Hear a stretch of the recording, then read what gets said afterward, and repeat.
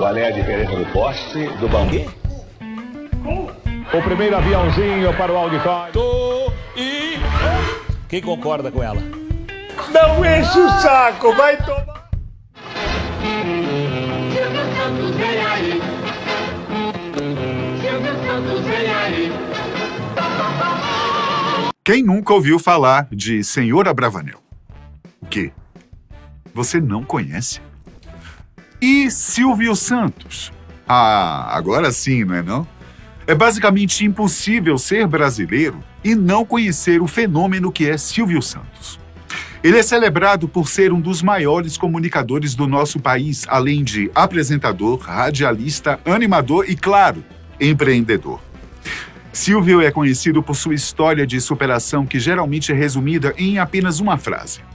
O camelô que se tornou banqueiro e dono de um canal de televisão. E não é para menos. Essa é uma conquista para poucos. Eu mesmo só conheço ele. Nesse vídeo documental, nós iremos explorar os detalhes da vida e da história deste grande ídolo nacional. Partiremos do início de sua carreira até o auge do seu império, passando por seus negócios, seus programas, quadros de sucesso e as maiores curiosidades de sua trajetória. Por exemplo, você sabe qual é a origem do nome Senhor? E que ele já se candidatou à presidência da República? Sabia que a família Abravanel esteve diretamente envolvida no descobrimento do continente americano? Sabia que os programas e os canais de TV eram praticamente inexistentes quando Silvio começou? E que ele teve um papel fundamental no estilo e na grade de programas que você assistiu por toda a sua vida? Não? Haha. Então esse vídeo é para você.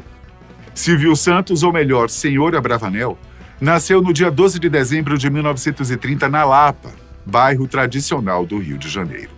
Seus pais eram imigrantes. Alberto Abravanel era grego, natural de Salônica, e Rebeca Caro era turca, de Esmirna. Eles se conheceram no Rio de Janeiro e tiveram 6 filhos, 3 homens e 3 mulheres. Mas Silvio tem um fato muito interessante sobre seus antepassados, que vai muito além de sua família nuclear. Muito além mesmo. Eu estou falando de Isaac ben Judá Abravanel, ou Dom Isaac Abravanel para os íntimos. Para quem não sabe, Silvio Santos tem ascendência judaica, e a família Abravanel já foi uma das mais antigas e importantes dos sefarditas, o braço do povo judeu originário da Península Ibérica, isto é, de Portugal e da Espanha. E nessa história, o Dom Isaac, 15º avô de Silvio, tem um papel de destaque. Ele nasceu em 1437 em Lisboa e foi um dos maiores estadistas de sua época, desempenhando um papel fundamental na história da Europa e das Américas. Seu pai, Judá, era tesoureiro do estado de Portugal e trabalhou diretamente para o rei Afonso V. Por isso, a família de Isaac sempre teve muitas posses e ele recebeu a melhor educação possível, se destacando e se interessando principalmente pelo estudo de idiomas, filosofia, religião e, claro, finanças, o que permitiu que ele sucedesse seu pai no serviço ao rei. Dom Isaac era tido como um homem grandioso, humilde e altruísta, e sempre usava sua fortuna para ajudar os necessitados, especialmente o seu povo. Uma das passagens mais conhecidas sobre sua vida fala sobre como ele ajudou a resgatar e manter quase 250 judeus, que se tornaram prisioneiros depois que Portugal conquistou a cidade de Arzila, no Marrocos. Ele teria auxiliado estas pessoas com seus próprios recursos por pelo menos 2 anos, até que elas pudessem se familiarizar com os costumes e com a língua do novo país. Quando o rei Afonso V faleceu e João II sucedeu ao trono, a sorte de Dom Isaac mudou. O novo monarca deu início a uma nova política e procurou se livrar dos antigos nobres que serviram seu pai. Abravanel soube a tempo que sua vida corria risco e conseguiu fugir para Toledo, na Espanha, região onde seus antepassados já haviam se estabelecido. Apesar de ter sua fortuna confiscada, Isaac pôde recomeçar sua vida. Ele conseguiu um trabalho em uma instituição judaica e continuou dedicando tempo aos seus estudos. Mas pouco tempo depois, Fernando e Isabel, reis da Espanha, o convocaram para tomar conta dos tesouros da corte, pois sabiam que não havia ninguém mais capacitado do que ele no reino. Dom Isaac Abravanel conseguiu se restabelecer e auxiliou o país em grandes empreitadas, inclusive emprestando dinheiro para a manutenção das guerras mouriscas e supostamente auxiliando os investimentos durante o período das grandes navegações, momento em que o novo continente, a América, foi descoberto e colonizado. Você já imaginou que um parente de Silvio Santos estaria envolvido nisso? Contudo, depois de algum tempo que Dom Isaac havia se estabelecido na Espanha, o Tribunal da Inquisição, promovido pela Igreja Católica da época, assinou um decreto para que todos os judeus fossem expulsos do país, exceto aqueles que optassem por se converter ao cristianismo. Isaac Abravanel, por trabalhar diretamente para a corte, poderia ser mantido sob sigilo, mas ele preferiu se juntar ao seu povo e foi novamente despatriado. A maioria dos judeus fugiu para Nápoles, na Itália, mas foram expulsos novamente depois que o rei Carlos da França conquistou a cidade. Depois eles foram para Messina, mais tarde para Corfu e em seguida Monopole, até finalmente se estabelecerem em Veneza, onde Isaac Abravanel ficou até sua morte em 1508. Contudo, seus descendentes continuaram migrando até chegarem em Tessalônica, na Grécia, onde o pai de Silvio nasceu. O nome Senhor também está ligado a essa história. Acontece que o dom de Dom Isaac é um título conferido a monarcas e nobres ligados à Península Ibérica. Sua origem está associada ao termo dono, senhor, algo parecido com o que acontece com o Sir dos ingleses. Mas o interessante é que um título como este, que está relacionado à linhagem e à nobreza, é transmitido de pai para filho. Por isso, Silvio Santos também é um dom. Contudo, por conta das variações regionais e históricas, o título também foi passado como senhor, principalmente por conta da influência espanhola. Porém, senhor em espanhol se escreve com N e tio e não com NH. Por isso, o verdadeiro nome de Silvio foi uma variação abrasileirada dessa titulação. Mesmo porque, naquele momento, aqui no Brasil, uma qualificação como esta não teria o mesmo valor. Mesmo assim, seus pais queriam honrar essa tradição de alguma forma, e a maneira escolhida foi justamente unificar o título ao primeiro nome de seu primogênito. O próprio Silvio Santos já contou essa história em um de seus programas de forma bastante emocionada. Meu nome completo é Senhor Abravanel. E é Senhor porque eu sou o dom. Os reis católicos Fernando e Isabel disseram: você fica e o teu povo, o povo judeu vai. Ele falou: não, o povo judeu vai e eu vou junto.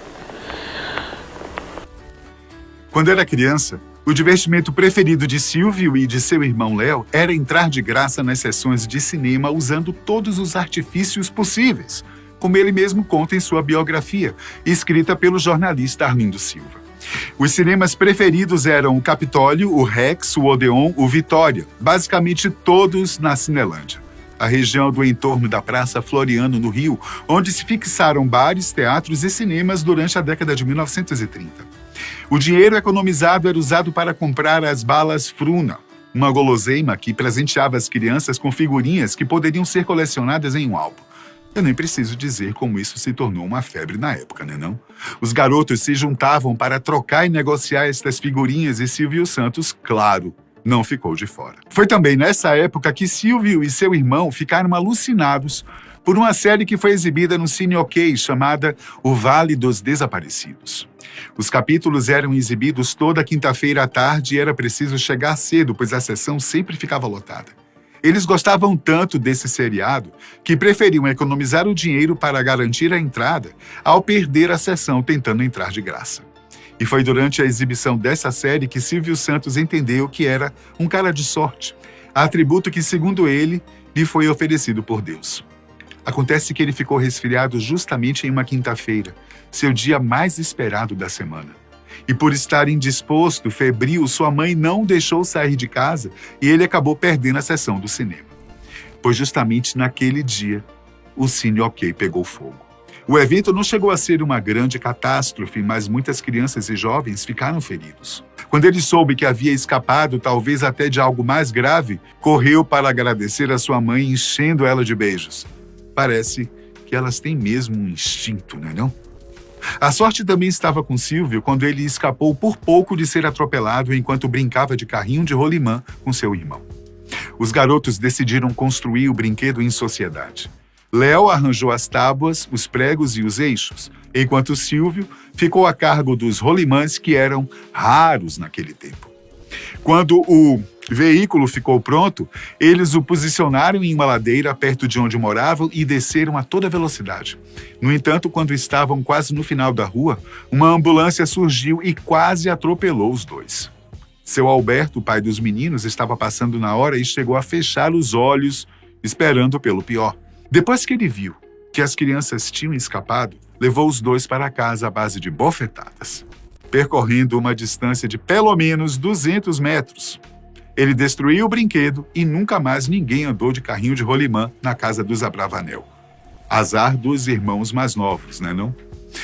Aproveitando o ensejo, nós não poderíamos deixar de falar de seu Alberto, pois ele teve um papel, fundamental nas escolhas do destino de Silvio Santos. O pai do apresentador fugiu de Salônica enquanto ainda era jovem, pois não queria ser recrutado pelo exército turco. Então ele foi para Atenas trabalhar como jornaleiro, mas como não tinha perspectiva de futuro, acabou partindo para Marsella, na França, onde poderia ter um futuro mais promissor. Por lá, ele se tornou comerciante, uma espécie de camelô, na verdade, vendendo pistaches e amendoim em locais públicos. No entanto, essa atividade era proibida no país. Então ele acabou sendo preso e expulso, e optou por pegar um navio e vir para o Brasil, onde conheceu Rebeca e deu início à sua família.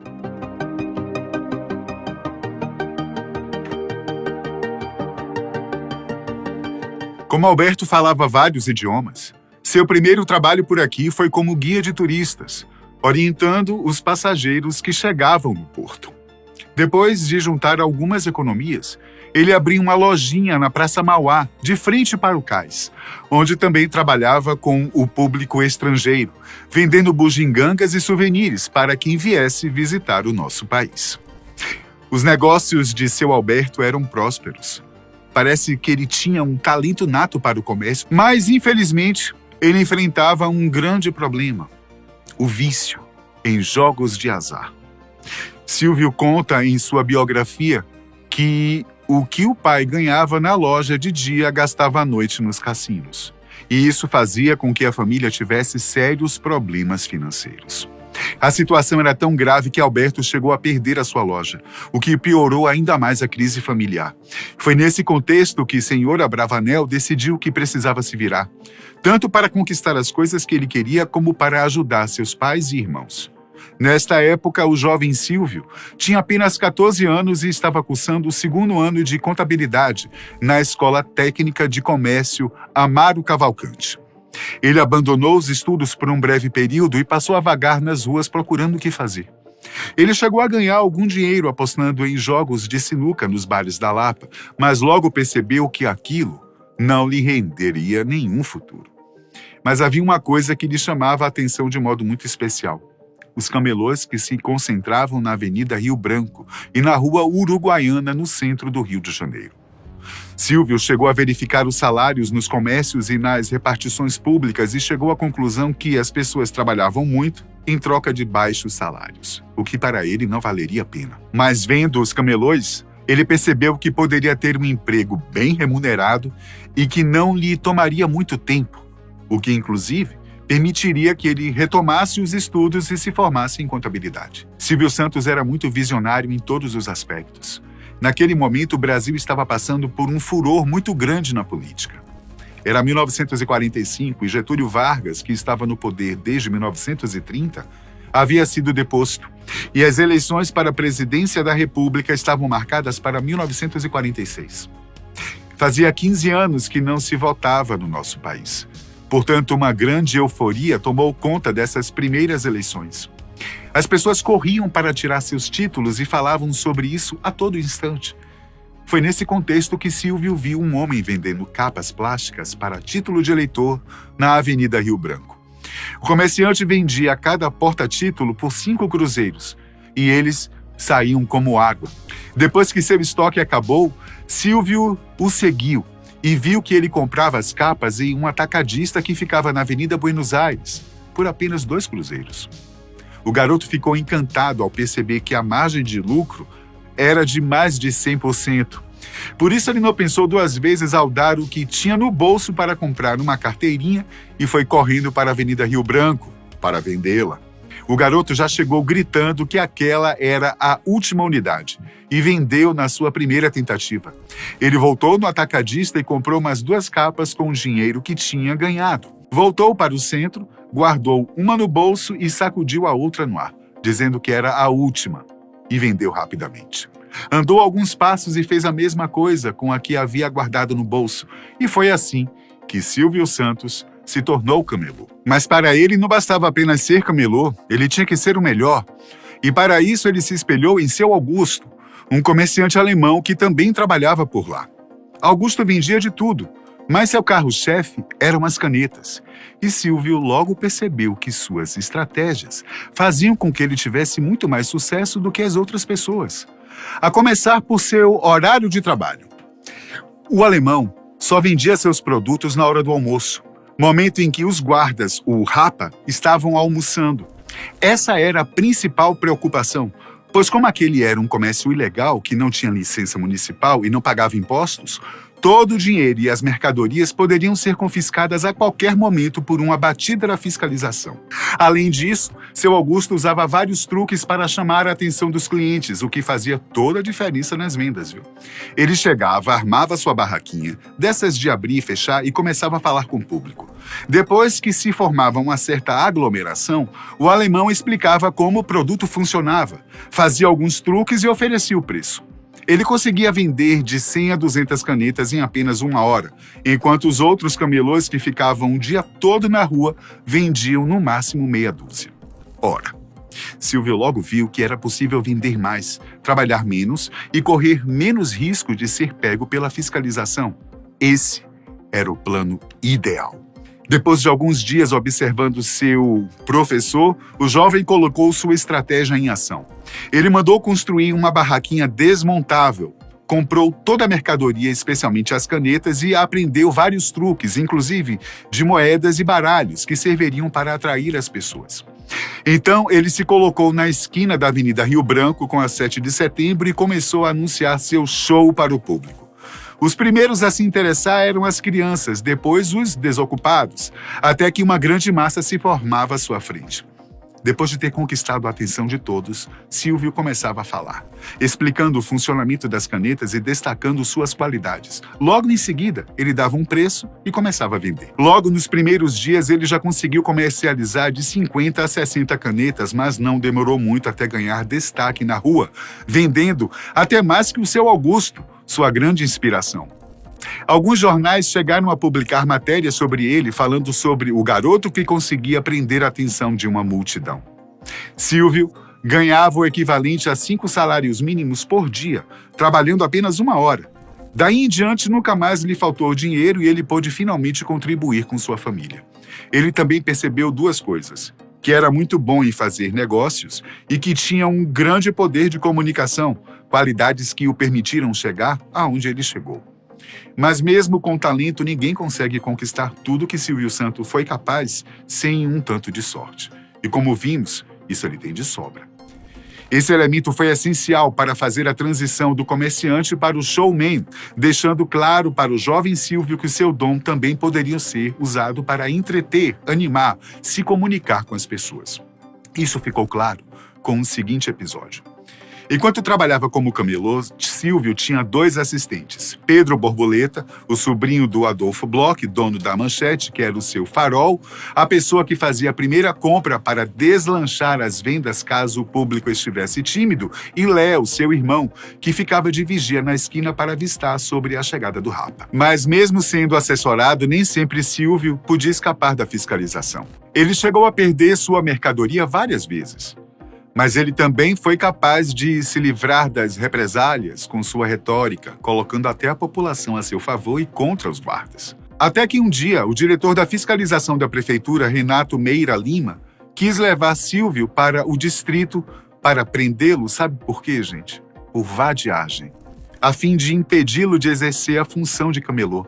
Mas depois que o oficial o viu trabalhando, observando que era jovem e estudante e que sabia falar muito bem, preferiu lhe dar um cartão para que ele fosse procurar um amigo na Rádio Guanabara, pois ele viu que o seu talento poderia ser aproveitado por lá. Silvio Santos foi, e por coincidência ou sorte, estava sendo realizado um concurso de locutores em que participaram cerca de 300 candidatos, entre eles Chico Anísio, José Vasconcelos e Celso Teixeira. Uma turma bem tranquila, né não? Mas mesmo com este páreo, Silvio ganhou o concurso e foi admitido como locutor da rádio, recebendo sua primeira oportunidade na área artística e da comunicação. O jovem senhor se encantou com aquele novo mundo. Era tudo diferente do que ele havia imaginado e ele estava extasiado com aquilo. Mas havia um problema. Como locutor, ele ganharia apenas 1.300 cruzeiros por mês e teria que trabalhar de 4 a 5 horas por dia. Como camelô, ele ganhava quase 1.000 cruzeiros por dia, trabalhando apenas 1 hora. A conta não fechava. E apesar de já ter a ambição de seguir para o meio artístico, o Silvio empreendedor falou mais alto. E ele ficou na rádio por apenas 1 mês, voltando a ser camelô logo em seguida. Mas não tinha mais jeito. Silvio Santos foi mordido por um bichinho durante essa experiência e essa possibilidade não saiu mais de sua cabeça. Ele passou a reparar mais nos locutores e animadores das rádios e, como tinha muito tempo sobrando, visitava auditórios, participava de show de calouros e procurava estar sempre no meio para saciar o desejo de fazer parte deste nicho. Aliás, foi nessa época que o senhor Abravanel deu lugar ao codinome Silvio Santos. Segundo ele, seu nome já estava batido entre os shows de calouros, pois costumava ganhar com muita frequência. Certo dia, quando foi participar do programa do Jorge Cury, ele disse ao produtor que se chamava Silvio, porque era como sua mãe o chamava às vezes, por conta de seu sotaque. Quando o produtor perguntou Silvio de quê, ele disse dos Santos, afinal, todo santo ajuda. Senhor acabou gostando de como o nome soava e decidiu mantê-lo. E foi assim, com uma brincadeira de improvisação, que surgiu a alcunha que ficou conhecida no Brasil inteiro. Alguns anos mais tarde, quando fez 18 anos, Silvio foi convocado para servir no Exército. Ele optou por se alistar em Deodoro, na escola de paraquedistas, e, segundo ele mesmo, foi um bom soldado. Ele era disciplinado, desempenhava bem os saltos, mas tinha um problema. Como agora precisava zelar por sua posição social, não podia mais ser camelô. Imagine o escândalo que seria um soldado do Exército ser preso pela Polícia Militar por praticar comércio ilegal, sobretudo para aquela época. Assim, Silvio deixou o comércio, mas voltou para a rádio, que já estava lhe fazendo falta. Na Rádio Mauá havia um programa famoso comandado por Silveira Lima, e um de seus locutores era Celso Teixeira, que Silvio já conhecia. Como tinha folga aos domingos, Silvio Santos pediu uma oportunidade e conseguiu se tornar locutor, mesmo sem receber nada, apenas para lhe satisfazer com uma atividade que lhe agradava. Com essa nova experiência, Silvio passou a encarar a profissão de radialista com outros olhos, enxergando algo muito mais sério, mais nobre, e não só pelo aspecto financeiro como havia feito antes. Assim, depois que deixou o Exército, ele começou a se dedicar a isso e acabou sendo contratado pela Rádio Tupi, acompanhando Silveira Lima, que também tinha mudado de estação.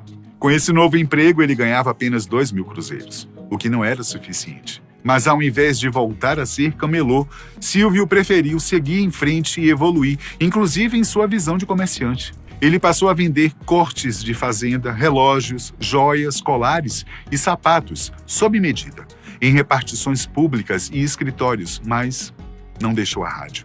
E ainda fazia algumas figurações na TV Tupi. Pouco tempo depois, ele recebeu uma proposta e foi trabalhar na Rádio Continental, que possuía estúdios em Niterói, e foi aqui que sua vida mudou para sempre. Silvio Santos passou a trabalhar das 22 horas até a meia-noite e, como morava no Rio, precisava pegar a última balsa para voltar para casa, que saía por volta de 00:15. Nesse trajeto, que era tranquilo, pacato, Silvio conheceu muita gente. Havia toda a sorte de trabalhadores noturnos, como dançarinas, seguranças, garçons, faxineiras, acompanhantes. Então, nosso empreendedor teve uma ideia: colocar um serviço de alto-falante na balsa para animar as viagens que eram paradas demais. Novamente, o empresário falou mais alto. Silvio pediu demissão da Continental e, com o acerto que recebeu, incluindo férias, aviso prévio e indenização, foi até uma loja de eletrodomésticos para adquirir os equipamentos necessários para o novo empreendimento. Como o valor ainda não era suficiente, ele ofereceu a anunciar os produtos da loja por 1 ano grátis, caso eles oferecessem o restante dos dispositivos que ele precisava. Eles toparam. Então Silvio contratou 4 locutores, incluindo seu irmão Léo, e passou a animar todas as viagens que as barcas do Rio de Janeiro faziam durante o dia e durante a noite. No intervalo das músicas, os locutores faziam os anúncios e esse acabou se tornando um grande negócio. Tão grande que Silvio Santos deixou de ser locutor para trabalhar como corretor de anúncios em tempo integral. Ele fechava os contratos enquanto o serviço operava independente de sua presença. Segundo seu próprio relato, foi nesse momento que morreu o espírito de camelô, que ainda existia nele, e nasceu um novo ainda mais forte, o homem de negócios que era dono do seu próprio empreendimento. Silvio era extremamente visionário. Ele conseguia enxergar uma oportunidade em quase tudo. Ele era capaz de criar uma solução para algo que nem era visto como um problema e transformava algo cotidiano em um novo mercado, uma atividade lucrativa. Prestem atenção no que aconteceu a seguir. Depois que a estrutura de alto-falantes das balsas estava pronta e que seu novo negócio se estabilizou, os horários de Silvio e da sua empresa ficaram mais ajustados. Durante a semana, os barcos chegavam a carregar quase 2.000 pessoas, e especialmente na hora do rush, porque a maioria do público usava o transporte para se locomover até o trabalho. Mas nos sábados à tarde o comércio fechava e aos domingos também, e esses eram os dias de folga da empresa de Silvio Santos. Como ninguém é de ferro, ele também aproveitava a oportunidade para descansar. E a praia e a grande febre do momento era visitar a ilha de Paquetá, que ficava 2 horas de balsa saindo do Cais do Rio. Se as viagens até Niterói já eram monótonas demais para Silvio Santos, imagine ficar 2 horas, sem fazer nada, em pleno domingo. Depois de fazer esse trajeto 2 ou 3 vezes, ele resolveu ligar o som para animar as pessoas. Mas, para sua surpresa, o trajeto se transformou em um baile. Os casais se levantavam para dançar e no final estavam exaustos e com sede. Silvio, é claro, não poderia deixar uma oportunidade como essa passar. Ele então foi até a Companhia Antártica, que fabricava cervejas e refrigerantes, e pediu que eles lhe emprestassem um balcão para vender as bebidas na balsa. Em troca, ele faria publicidade da marca, claro.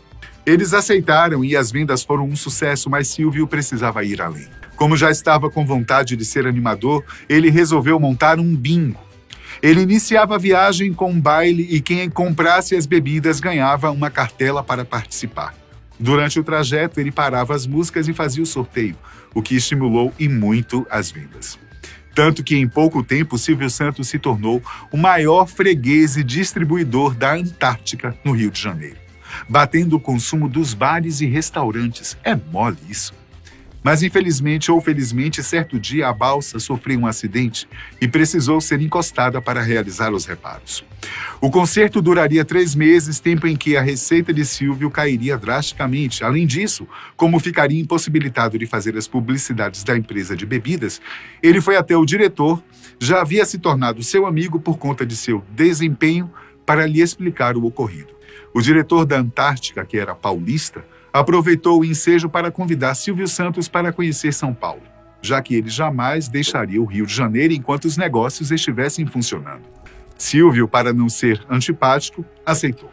E vejam como a sorte estava prestes a sorrir para ele novamente. Como estava basicamente de férias, Silvio se hospedou no centro da cidade e aproveitava o tempo para conhecer a capital paulista. Certa noite ele foi para o famoso cruzamento da Avenida Ipiranga com a Rua São João, onde ficava o Bar do Jeca, e acabou encontrando um velho amigo com quem tinha trabalhado na Rádio Tupi. Este amigo perguntou se ele ainda estava trabalhando como locutor no Rio, e Silvio explicou que agora estava no ramo da publicidade, com os anúncios veiculados nas balsas. Mesmo assim, sabendo de sua paixão e de seu talento, seu ex-companheiro comentou que a Rádio Nacional estava precisando de novos locutores, mas não conseguia encontrar ninguém que estivesse à altura do cargo. Silvio não queria fazer o teste, mas perguntou se havia algum concurso de calouros em andamento. E sim, havia um que pagava 200 cruzeiros ao ganhador, e como o empresário não dispensava boas oportunidades, decidiu arriscar para fazer uma renda extra. No entanto, chegando lá, ele foi impedido de se inscrever, pois o produtor sabia que ele havia sido locutor profissional no Rio. Mas, já que estava lá, resolveu fazer o teste que seu amigo e o produtor da rádio recomendaram. Silvio Santos conta que queria fazer o teste por brincadeira, apenas para saber se ainda estava em forma, mas para a surpresa de um total 0 pessoas, ele passou. Costa Lima, que era o dono do programa, ofereceu um salário de 5 mil cruzeiros por mês durante 3 meses, que funcionariam como um período de experiência. Como esse era justamente o prazo que Silvio ficaria parado, e até então ele não tinha nenhuma oportunidade em vista, ele aceitou o emprego. Ele arrumou o lugar para ficar, avisou sua mãe e decidiu que iria aproveitar esse tempo o máximo possível. Contudo, ainda havia um problema. Antes da balsa estragar, Silvio havia substituído o bar de madeira por uma estrutura de aço inoxidável, melhor e mais resistente. Mas isso lhe rendeu uma dívida de 150 mil cruzeiros, que foi a quantia que ele usou para fazer o investimento. O salário na rádio era bom, mas não o suficiente para quitar sua dívida. Então ele decidiu abrir outro bar, ali mesmo em São Paulo, para recuperar o prejuízo. Ele conseguiu um sócio, trouxe a estrutura que estava enferrujando na balsa e abriu o estabelecimento na esquina da rua Ana Sintra com a Palmeiras, em frente à igreja de Santa Cecília. Você pode até achar que tem visão de empreendedor, mas isso aqui já está em outro nível. O bar funcionou bem e aumentou consideravelmente a sua renda, mas ainda não era suficiente. Então ele teve a ideia de lançar uma revistinha chamada Brincadeiras para Você, que incluiria palavras cruzadas, charadas, anedotas e seria distribuída para os comércios, ofertadas gratuitamente para seus fregueses. Mas como seria possível ganhar dinheiro com isso? Com a venda de anúncios, é claro. Como Silvio achou que não seria o bastante, ele também começou a fazer shows em circos. Com todas essas atividades somadas, ele conseguia ganhar cerca de 30 a 40 mil cruzeiros por mês, o que permitiu que ele liquidasse a dívida que tanto lhe preocupava. Provavelmente ele não tinha se dado conta, mas aqui se iniciava outra importante etapa de sua vida. Seu papel no circo era cuidar da animação. Era ele quem coordenava o espetáculo e apresentava as atrações. O problema é que a plateia estava quase sempre mal-humorada, porque os artistas faziam pelo menos 3 shows por dia, o que sempre gerava atrasos. Por isso, Silvio era obrigado a fazer piadas, cantar e lidar diretamente com o público para distraí-los de alguma forma. Essa era a sua maior dificuldade, seu maior desafio. E às vezes ele ficava com tanta vergonha que ficava vermelho, o que lhe rendeu o apelido de Peru que Fala.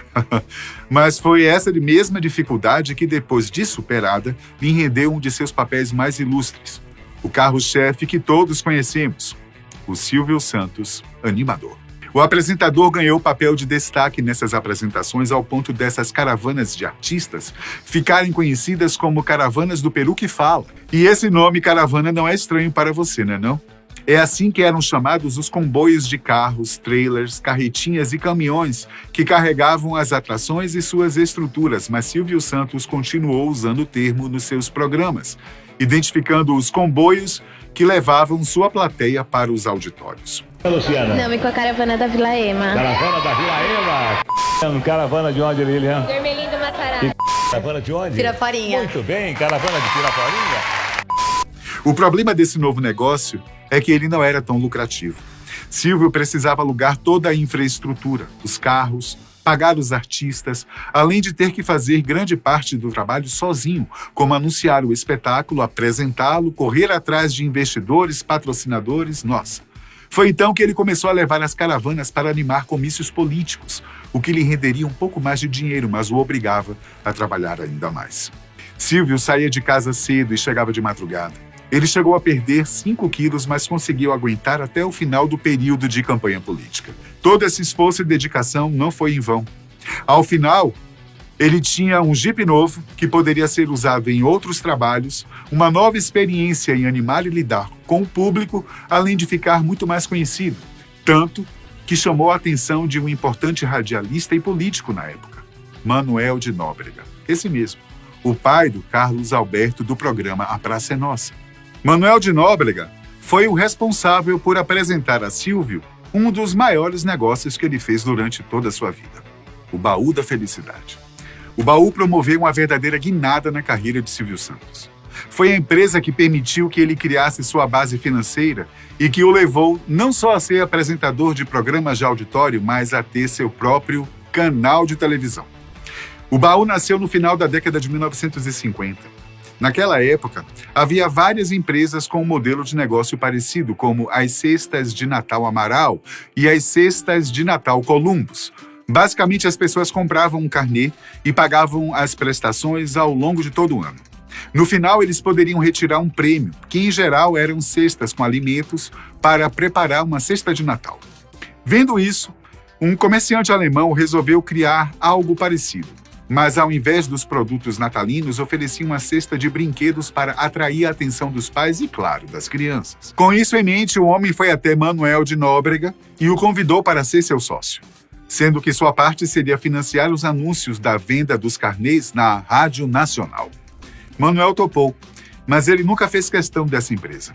Ele sequer visitou a sede e não estava a par de praticamente nada. Só realizava os anúncios usando sua imagem e o tempo que ele tinha na programação da estação de rádio.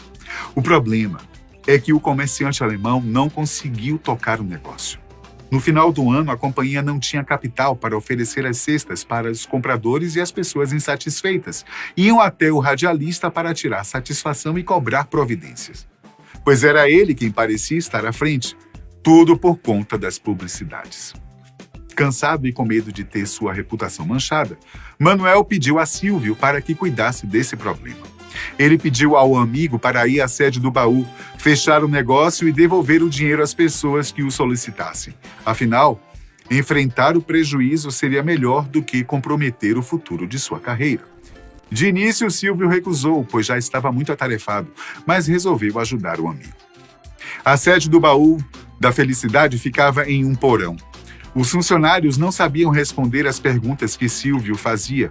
O livro de contabilidade estava uma bagunça e os vendedores passavam a perna nos compradores e nos patrões. Tudo ia de mal a pior.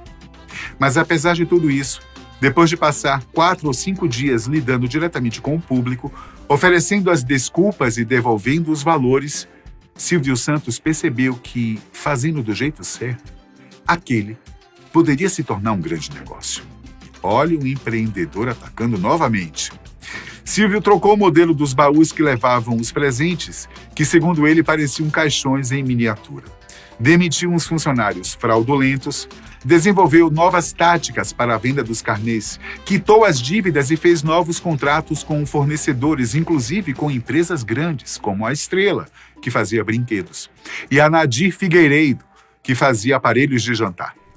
Manoel de Nóbrega ficou preocupado, afinal de contas, seu pedido inicial era para que Silvio fechasse o negócio e não fizesse investimentos nele, mas decidiu confiar no amigo. O começo nunca foi fácil, como nunca é. Silvio Santos teve problemas com estes primeiros investimentos, porque as vendas não iam tão bem quanto ele esperava. Mas ele sempre tinha uma carta na manga.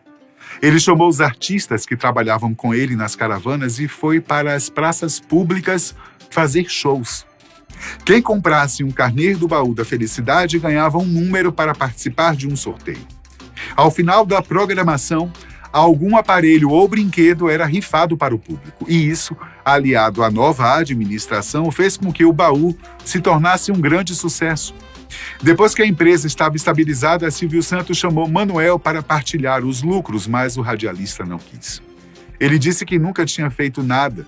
Todo o trabalho e dedicação para aquela empresa veio de Silvio. Por isso, ele preferiu abrir mão de sua parte. Aceitando apenas o que o amigo lhe pagasse, o valor que ele tinha tido de prejuízo no início. E isso, depois de muita insistência.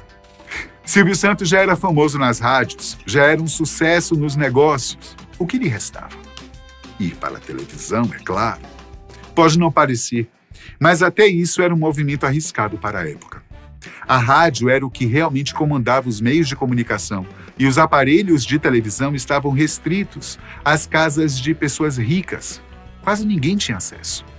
Mas não podemos duvidar da capacidade visionária de Silvio. Ele sabia que o futuro estava ali. Seu primeiro programa foi ao ar em 1961, transmitido pelos estúdios da TV Paulista. Era um programa noturno chamado Vamos Brincar de Forca, baseado no jogo clássico. Logo de cara, Silvio conseguiu vários patrocínios e a atração se tornou um grande sucesso. O formato o acompanhou por várias décadas e mais recente foi repaginado no Roda Roda Jequiti, que é bancado pela rede de cosméticos do conglomerado Silvio Santos. Com essa nova mentalidade, essa nova maneira de alcançar o público, Silvio teve outra grande ideia. Ele percebeu que os domingos eram tediosos para a maior parte da população. Algo parecido com o que acontecia durante as viagens de balsa anos atrás. Como a programação da TV ainda era muito incipiente, não havia nada na grade. Então ele resolveu se lançar. Silvio estreou um programa de shows, brincadeiras, prêmios, com base no Baú da Felicidade, que ia ao ar do meio-dia às 14 horas. Assim, nasceu o programa Silvio Santos, que em pouco tempo tomou conta das tardes de domingo da população brasileira. E uma curiosidade. Em 1993, este programa entrou para o Guinness Book como o mais longevo da história. Atualmente, a marca já foi superada, mas ninguém é capaz de tirar o mérito de Silvio, não é não? Foi nessa época, no início de sua carreira na TV, que Silvio se casou com sua primeira esposa, Maria Aparecida Vieira Abravanel, ou Cidinha, como ele a chamava. Contudo, o apresentador se mantinha bastante reservado em relação à sua vida pessoal e procurava fugir de perguntas investigativas, pois achava que era necessário manter certo mistério para atrair a atenção e a curiosidade do público. Cidinha também era bastante reservada, apesar de ter uma personalidade marcante, e dizia que não se incomodava de ficar atrás das câmeras. Ela só apareceu em público em 1970, depois de quase 10 anos que estavam casados. Com ela, Silvio teve sua primeira filha, Cíntia, além de Silvia, que foi adotada. Cidinha faleceu em abril de 1977, vítima de câncer. Por falar nisso, em 1966, a TV Globo comprou a emissora em que Silvio fazia seus programas, mas o apresentador continuou, mesmo com os novos donos, e renovou seu contrato por mais 5 anos. No começo até que ia tudo bem. Silvio Santos já era um grande nome, fazia muito sucesso e a parceria rendia bem para ambos os lados, mas quando estava prestes a renovar o contrato em 1971, os problemas começaram. Acontece que os diretores da programação da TV Globo criaram vários problemas para manter Silvio Santos na emissora. O contrato seria renovado, mas sob novas bases. Eles queriam dar uma cara nova para o canal, mas os programas de Silvio eram populares demais e isso precisaria mudar. Mas foi exatamente através disso que o apresentador e animador conseguiu construir sua carreira. Não fazia sentido nenhum mudar para permanecer naquele lugar. Com medo de perder sua janela de exibição, Silvio pensou numa maneira para resolver esse problema e a solução era óbvia. Ele tinha que ter sua própria estação de TV, onde ele mesmo poderia ditar suas próprias regras. Contudo, isso não é tão simples como parece. Mesmo tendo condições para comprar um canal de televisão, as concessões são cedidas por contratos públicos, mediante licitações que ocorrem em períodos determinados, enfim, envolve muita burocracia. Porém, naquele momento havia uma oportunidade que poderia fazer com que Silvio Santos cortasse caminho. A TV Record, que era comandada pelos sócios Paulinho Machado de Carvalho e João Batista Amaral, o Pipa, era uma das maiores emissoras do país e estava com 50% das suas ações à venda. Era a saída perfeita. Como você deve imaginar, montar um canal de televisão é extremamente caro e carece de um investimento estratosférico, mesmo que seja possível comprá-lo pronto, como seria o caso das ações da TV Record. Nesse momento, Silvio Santos já fazia sucesso, mas será que ser apresentador dá tanto dinheiro assim? Vamos fazer uma pequena pausa no desenrolar dos eventos que levam Silvio Santos ao seu primeiro canal da televisão, para te contar a respeito do conglomerado de empresas que leva o nome de Grupo Silvio Santos. Afinal, como ele conseguiu construir o seu império? Vamos voltar ao baú da felicidade, a base de tudo. Quando Silvio levou a venda de carnês para a TV, o negócio cresceu de forma assustadora. Como dissemos, o produto bancava o programa Silvio Santos, sendo o grande anunciador que oferecia prêmios, brincadeiras. Contudo, com o passar do tempo, as pessoas começaram a se queixar, dizendo que Silvio e, consequentemente, seu programa se resumiam apenas ao baú da felicidade. Sabendo disso, Silvio resolveu diminuir a participação do baú para quadros específicos. Mas, como tinha que manter o restante da programação através de publicidade, abriu espaço para outras empresas anunciarem com ele. Assim como ele fazia anos atrás com os altos-falantes na balsa. Nascia a Publicidade Silvio Santos Limitada, que se uniu à BF Utilidades Domésticas e Brinquedos, que era a razão social por trás dos carnês do baú. Com o sucesso, Silvio resolveu ampliar os prêmios e seus sorteios, que até então se limitavam a brinquedos e eletrodomésticos. Assim surgiu o plano para a casa própria. No entanto, conforme as leis da época, uma empresa só poderia sortear uma casa se o imóvel já estivesse pronto, construído e escriturado. Não poderia ser apenas a promessa de uma casa. Portanto, Silvio comprava as casas prontas para sorteá-las uma vez por mês em seus programas. Mas isso gerava alguns problemas, pois nem sempre era possível comprar 5, 10 casas ao mesmo tempo, no mesmo conjunto ou da mesma empresa, e ele precisava de pelo menos 12 por ano. Assim surgiu a terceira empresa do grupo, uma construtora. O problema é que depois de fazer as casas que seriam sorteadas, a equipe ficava ociosa. Mas para Silvio Santos isso não era um problema, e sim uma solução. Assim, este ramo do conglomerado começou a atuar no mercado imobiliário e construir casas e edifícios comerciais para serem vendidos na cidade de São Paulo. Não tem jeito. O homem é uma máquina de fazer dinheiro. Para quem não se lembra, o Baú da Felicidade tinha lojas físicas, onde as pessoas podiam trocar os prêmios de seus carnês ou adquirir novos produtos, assim como funciona com qualquer loja varejista. Para isso, as lojas vendiam no crédito, pois quase ninguém podia comprar esses equipamentos à vista. A grande questão é que, na época, quando se vendia uma mercadoria a prazo, o comerciante precisava recolher os impostos ao governo à vista, e isso gerava inúmeras questões fiscais. Para lidar com isso, Silvio criou a Baú Financeira, que além de tudo passou a oferecer créditos e financiamentos, e mais tarde se tornou um banco. Isso mesmo, gente, um banco. Por isso que um de seus slogans, uma de suas marcas de vitória é de camelô a banqueiro. Além dos produtos eletrodomésticos e das casas, Silvio Santos começou a dar carros como prêmios de seus sorteios. E para baratear os custos de produção e de manutenção dos carros de sua própria companhia, que a essa altura já consistia em uma grande frota, ele optou por comprar uma concessionária da Volkswagen. Simples assim. Depois vieram as distribuidoras, fazendas, além dos canais de televisão, é claro. Silvio Santos construiu um verdadeiro império, sem exageros.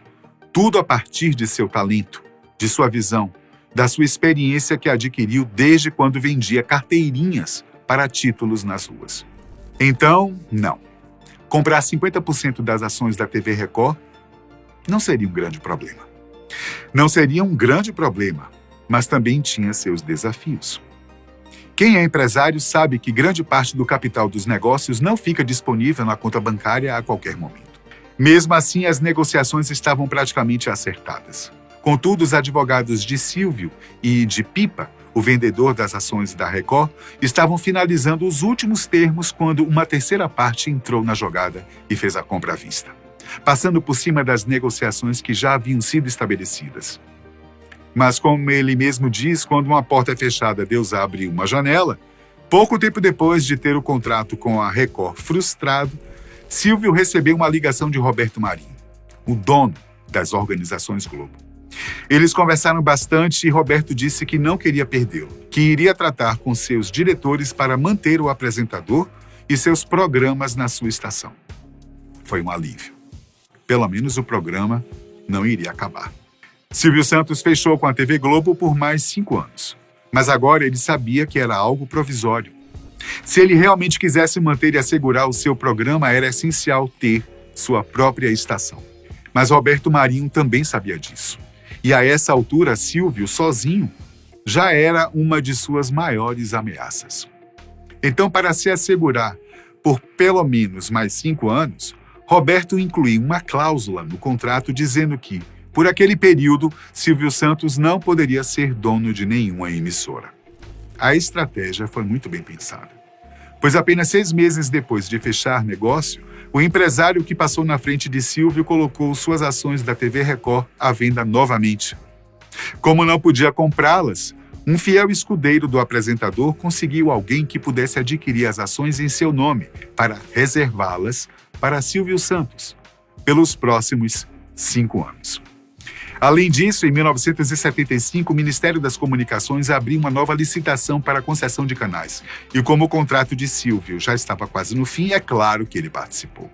O movimento deu certo e Silvio Santos finalmente adquiriu sua própria estação de TV, o Canal 11 do Rio de Janeiro, administrado pela TV Estúdios Silvio Santos Cinema e Televisão Limitada, ou TVS, a mais nova empresa do grupo.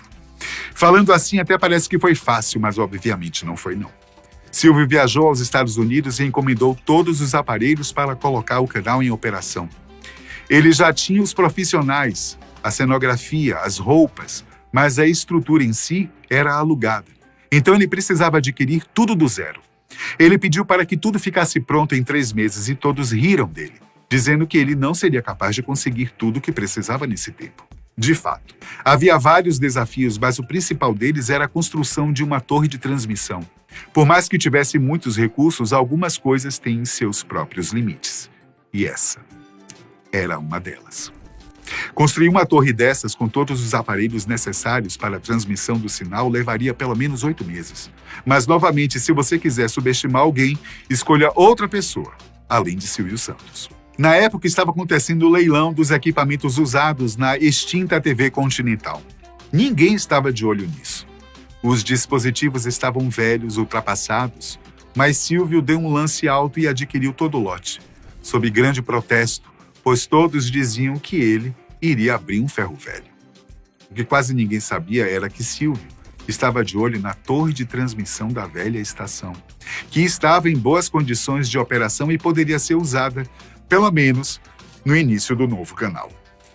Assim, em tempo recorde, Silvio Santos conseguiu construir sua estação e fez a assinatura do contrato da concessão ao vivo, um feito histórico que entrou para os anais da comunicação brasileira. Ah, então foi assim que nasceu o SBT? Bom, sim e não. Eu quero dizer, esse foi o início de tudo. O primeiro canal de Silvio Santos conquistou, mas era apenas uma emissora que era transmitida na cidade do Rio de Janeiro. Como vocês sabem, cada região ou cidade tem as afiliadas que fazem parte de um grupo maior e em alguns horários exibem uma programação nacional. Por enquanto, Silvio tinha apenas uma dessas afiliadas, que se chamava TVS. O canal foi ao ar ainda em 1975, mas o programa Silvio Santos só migrou para lá no ano seguinte, pelas questões legais que envolviam um contrato com a Globo. Mas agora era só uma questão de tempo para Silvio crescer. Ele assumiu os 50% da Record e começou a comprar outros canais, incluindo o Canal 4 de São Paulo, que era da TV Tupi, Canal 5 de Porto Alegre, que era da Piratini, entre outros. No dia 19 de agosto de 1981, Silvio Santos assinou um contrato simbólico no auditório do Ministério das Comunicações, que lhe dava concessão a mais 4 canais de TV que agora já estavam espalhados por todo o Brasil. Esse foi o grande marco, o nascimento do SBT, o Sistema Brasileiro de Televisão, uma rede nacional controlada pelo grupo de empresas de Silvio. Agora sim, Silvio Santos tinha seu espaço, sua maneira de trabalhar e seu modo de conduzir, tanto as programações quanto os negócios, e seu sucesso continuou crescendo cada vez mais. Neste mesmo ano, Silvio se casou novamente com Iris Pássaro, que ele tinha conhecido em 75 no Guarujá. Iris ainda é companheira de Silvio e juntos eles tiveram mais 4 filhas: Daniela, Patrícia, Rebeca e Renata.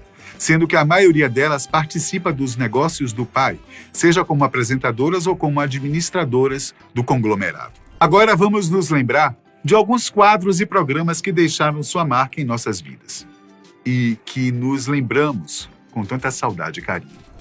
Começando pelo Show de Calouros, um formato que ficou muito conhecido principalmente pelas disputas musicais e que Silvio trouxe ainda de seus tempos de rádio. Quem nunca sonhou em se apresentar e ser jurado pela bancada de Silvio Santos? Silvio Santos, vem aí, papá. Silvio também ajudava a formar casais. O romantismo está no ar. Isso acontecia no programa Em Nome do Amor, que ficou no ar de 94 a 2000 e tinha a famosa pergunta, é namoro ou amizade? Que ainda é usada por aqueles que viveram daquela época. Quem aí se lembra? E o Show do Milhão? Este foi um dos game shows mais populares do Brasil e do mundo. Ele foi inspirado no formato britânico Quem Quer Ser um Milionário. Mas fala sério, a versão do Silvio ficou muito melhor. O programa foi exibido várias vezes, em diferentes anos, e virou febre, sendo adquirido por outras emissoras e se tornando um jogo digital, para que todos pudessem jogar em casa. Gente, existiu até um computador do milhão. Quem aqui já quis ter uma máquina dessas? Silvio também lançou A Casa dos Artistas, um reality de confinamento que foi ao ar antes mesmo do Big Brother Brasil.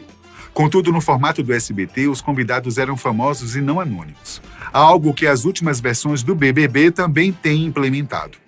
O programa era um fenômeno e todos ficavam atentos para observar os atritos produzidos pela convivência na casa.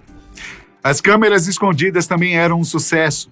Esse formato foi renovado em vários programas e sempre conseguia altos índices de audiência. Mas é claro, quem não gostava de ver o Ivo Holanda se dando mal?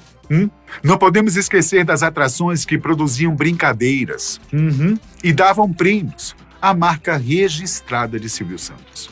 Um dos maiores exemplos foi o programa Tentação, que sorteava as pessoas que estavam em dia com o carnê do Baú da Felicidade para jogar e competir nos palcos do SBT. O Topa Tudo por Dinheiro também foi um grande clássico dessa época. Ele é o responsável por jargões como quem quer dinheiro e os famosos aviõezinhos de dinheiro. O Porta da Esperança era outro programa líder de audiência, que fazia a festa com o público brasileiro. Silvio convidava telespectadores a enviarem cartas e os selecionados iam ao palco tentar realizar seus desejos. O possível prêmio ficava escondido atrás de uma porta construída no estúdio. Mas antes de revelar, o apresentador dizia: "Vamos abrir as portas da esperança", outro jargão que ficou amplamente conhecido. Gente, minha mãe chorava tanto com esse programa. Ainda existiam o peão da casa própria, os sorteios da telecena, o título de capitalização do conglomerado e, claro, o programa Silvio Santos, que concentrava boa parte dessas atrações e, como eu disse, chegou a ganhar um prêmio por ser o programa de TV mais duradouro do mundo. Mas foi por muito pouco que tudo isso não foi por água abaixo. Ao longo de sua carreira, Silvio Santos precisou enfrentar vários desafios, muitos dos quais estavam fora de seu alcance, e ele precisou contar mais uma vez ou várias vezes com a sorte.